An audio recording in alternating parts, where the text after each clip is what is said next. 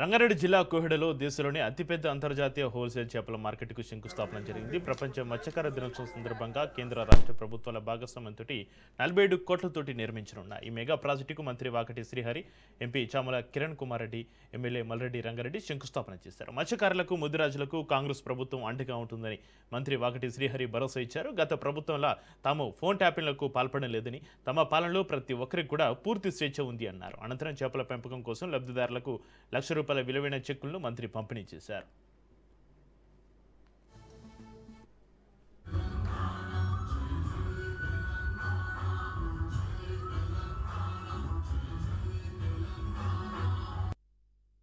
ప్లేకార్డులు పట్టుకున్నా కూడా సమస్య చెంతకు చేరితేనే పరిష్కారం ఆలోచన చేయొచ్చు. కాంగ్రెస్ పార్టీ కాబట్టే ఈ రోజు నా సోదరుడు ఫ్లెక్సీ పట్టుకొని వచ్చి, తన పాంప్లెట్ పట్టుకొని వచ్చి ఇక్కడ మాట్లాడగలుగుతున్నాడు స్వేచ్ఛగా. ఇది కాంగ్రెస్ పార్టీ అంటే. ఒకసారి మీరు ఆలోచన చేయాలి.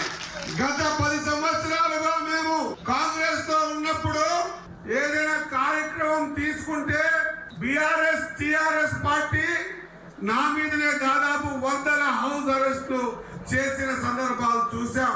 కాబట్టి ప్రజలు కోరుకున్నారు, ప్రజా ప్రభుత్వం రావాలని కోరుకున్నారు.